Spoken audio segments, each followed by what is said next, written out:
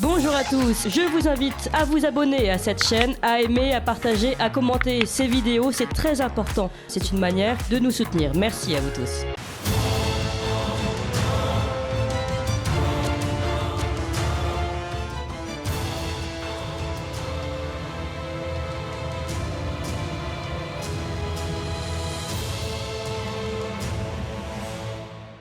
Bonjour Richard de 16. Bonjour Corentin. Alors vous êtes notre partenaire Valeurs Actuelles, on vous le rappelle, vous êtes auteur du livre Le rond de serviette est-il de droite aux éditions de la Nouvelle Librairie, de En arrivant au paradis aux éditions du Cerf, et vous avez décidé de nous présenter 2 BD, alors Soda, le pasteur sanglant et Tuer de Gaulle, aux éditions Delcourt. Vous nous aviez déjà présenté le premier tome, et là c'est le 2e tome. Alors on connaît la fin, mais on ne connaît pas comment ça s'est véritablement passé. Vous voulez commencer par Commençons par Tuer de Gaulle. Alors je ne suis pas en train d'exprimer un programme politique, même si on pourrait tuer le gaullisme, mais l'intérêt de Trans, Munch et Scarlett, donc qui sont le trio aux manettes de cet album, c'est d'abord l'enquête policière qui est très bien reconstituée sur comment est-ce que Jean-Bastien Thierry et les autres personnes qui considéraient qu'assassiner De Gaulle était une bonne idée pour la France ont mené leurs opérations.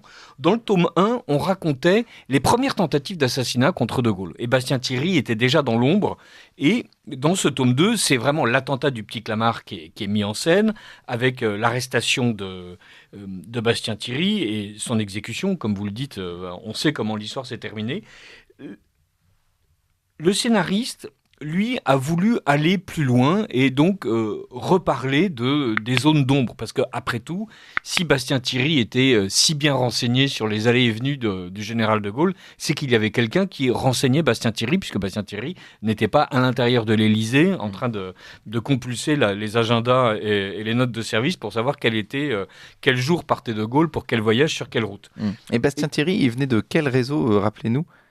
C'est là, mais j'en sais rigoureusement rien. Non, c'est Polytechnique en fait.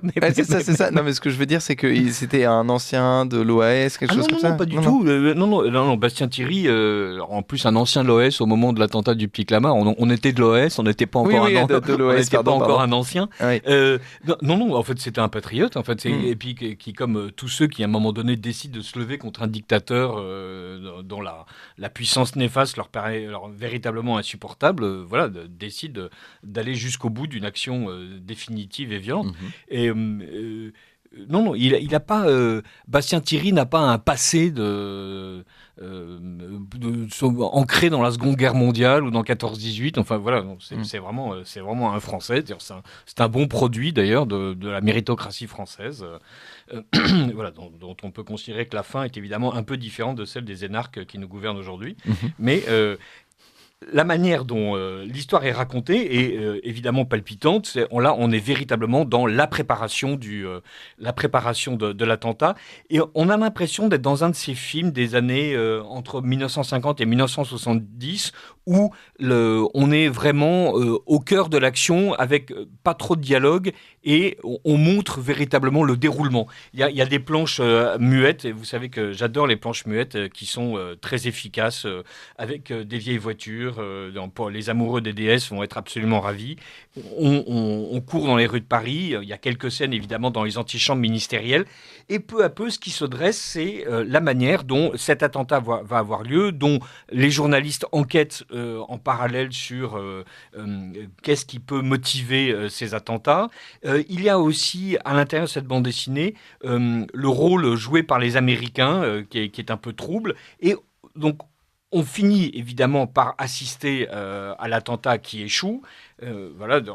Cri dans la foule, oh, comme c'est dommage. Et Bastien Thierry est arrêté. On assiste aussi à la manière dont, évidemment, les complices de Bastien Thierry essaient de le faire évader. Bastien Thierry refuse qu'un hélicoptère vienne se poser dans la Santé pour l'emporter. Et donc, il va jusqu'au bout. Et le bout, c'est le peloton d'exécution.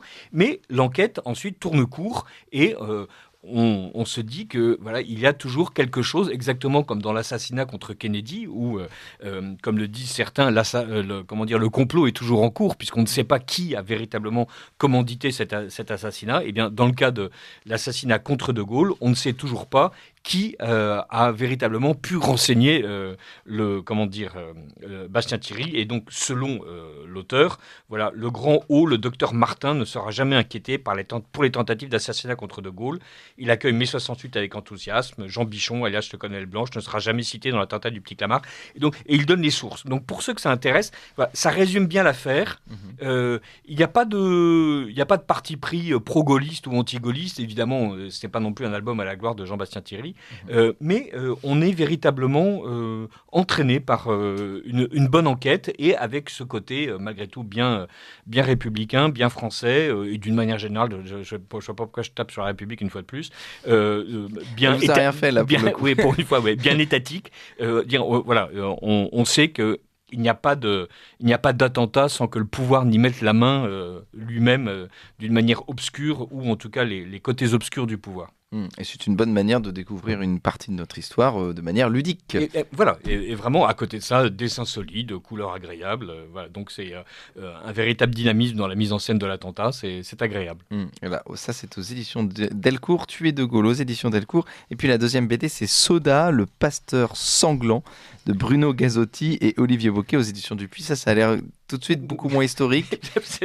Alors, ce n'est pas historique, mais ce qui est intéressant, c'est que Soda est une bande dessinée qui commence à apparaître dans Spirou en 86 ou 87. Je crois que le premier album date de 87. Et avec un dessinateur qui s'appelait Varnan, qui était aux commandes. Et donc, les 2 premiers albums et les 11 planches du 3e sont dessinés par Varnan.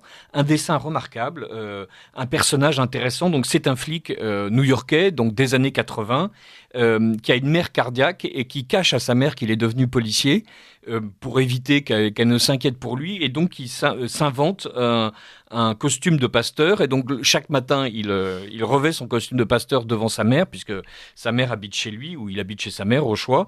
Et donc, elle est persuadée qu'il a une paroisse dans un quartier de New York quelconque. Et lui, donc, évidemment, dès qu'il a quitté la maison, remet son costume de flic, sort son Magnum 357 Python et se met à assaisonner violemment l'intégralité des truands qui passent à portée.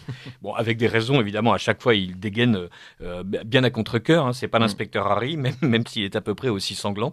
Et ce sont des aventures policières qui sont vraiment fascinantes. Alors, bien sûr, à l'époque, c'était Tomé, donc l'un des repreneurs de Spirou, donc celui qui, d'ailleurs, avec Jean-Ry, a inventé le personnage du petit Spirou, donc voilà, qui est mort en 2019, Tomé, qui avait imaginé ce personnage avec Varnan. Gazzotti, qui était l'un des assistants de Tomé et Jean-Ry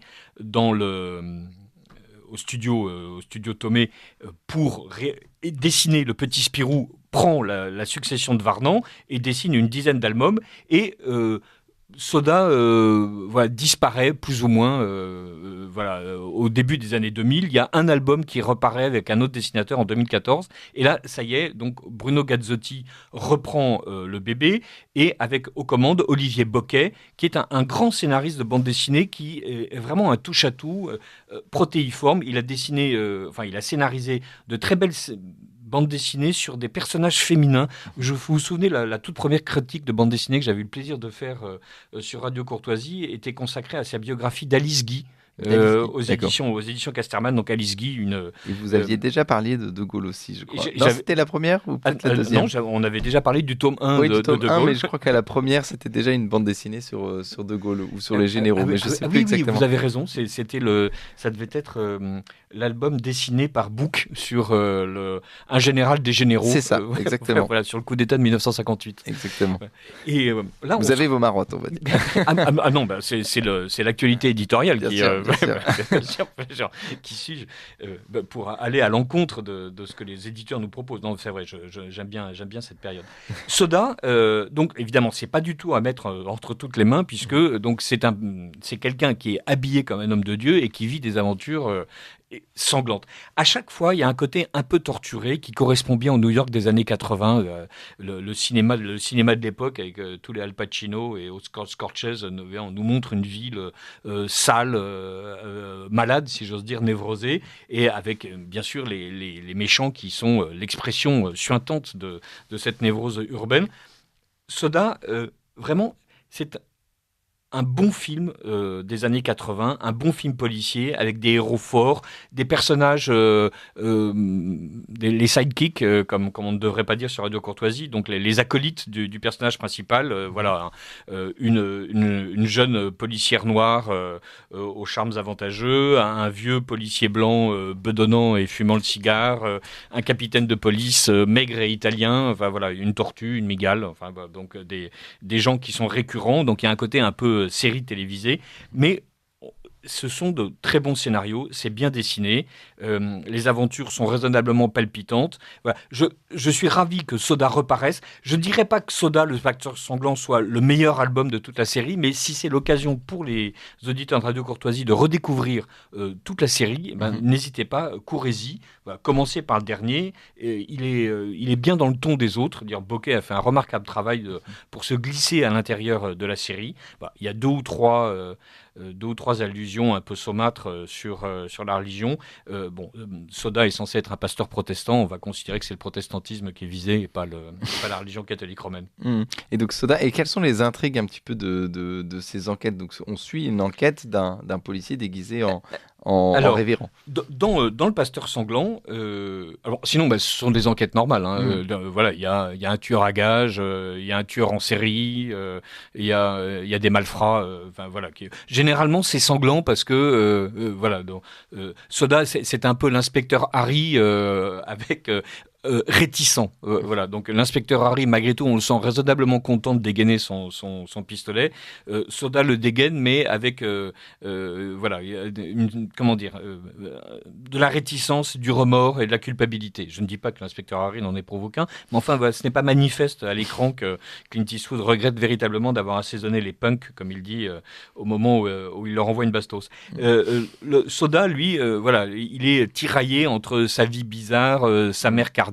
À chaque fois qu'il est blessé, il songe d'abord au fait que sa mère risque de mourir d'une crise en apprenant qu'il est mort. Donc il a une vie pénible. Dans Le Pasteur Sanglant, il suit une thérapie et en fait, pour soigner des crises de cauchemars, et on se rend compte peu à peu que il y a un tueur à gages, un tueur en série à l'intérieur de New York qui est déguisé lui-même en pasteur, et donc peu à peu, tout converge vers Soda, qui a l'air d'être le coupable tout désigné. Alors, deux bandes dessinées. Soda, Le Pasteur Sanglant de Bruno Gazoli et Olivier Bocquet aux éditions Dupuis. Tuer de Gaulle aux éditions Delcourt. Et on rappelle, vous êtes une partenaire à Valeurs Actuelles. Vous êtes auteur du livre Le rond de serviette est-il de droite? Et je ne sais pas si vous avez suivi Roland Garros. Alors déjà, Roland Garros, il n'y a plus de... Il n'y a plus de Français, ça y est, c'est fait. De joueurs français. Et moi, j'ai du mal avec Roland Garros, où on nous explique que le tennis est un sport de droite parce que les gens, finalement, mettent des petits polos et mettent un pull attaché sur leurs épaules. Alors, est-ce que Roland Garros est de droite? Est-ce que le tennis est de droite? Alors, si le tennis est de droite à cause des polos Lacoste, il est intéressant de regarder les dernières campagnes publicitaires de Lacoste qui assument très très clairement un fait diversitaire. Et en fait, Lacoste, c'est un cas marketing. Dans les années 80-90, brusquement, la racaille, ce qu'il est convenu d'appeler la racaille, s'est emparée des codes de Lacoste. Horreur. Voilà. Et donc, Lacoste, pendant 20 ans, a lutté pour se réapproprier sa propre marque en faisant en sorte qu'elle redevienne une marque bourgeoise. Là, ils ont complètement abandonné, et au contraire, ils embrassent avec bonheur le fait que maintenant, dans le 7e, on n'achète plus du Lacoste, ou alors vraiment dans les familles qui ne sont pas au courant du fait que c'est extrêmement prisé dans le 9-3, et on a des campagnes publicitaires, cinéma et affiches, qui sont véritablement un éloge de la diversité. Par ailleurs, ce style, bourgeois, école privée américaine, sport de riches anglo-saxons, c'est-à-dire le polo, le tennis, le golf, est en train de devenir un phénomène de mode mondial où tous les jeunes sont ravis d'exhiber des jupes plissées,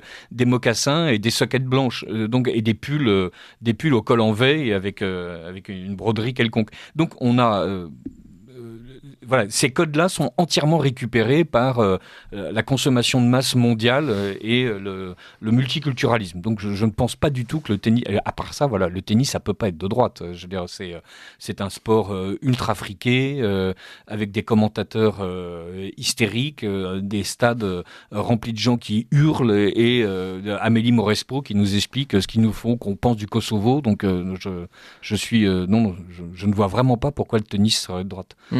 La paume était de droite. Voilà, les Anglais nous ont piqué la paume. Voilà, et donc voilà. Le jour où on fera en sorte qu'à Roland-Garros on joue à la paume ou à la pelote basque, je consentirai à considérer que Roland-Garros est redevenu de droite. Mais là, pour le moment, non. Le tennis, il est même pas de gauche en fait. C'est le pur produit d'une époque qui a réussi à saccager le sport en faisant un divertissement de masse et un business, comme disent les anglo-saxons.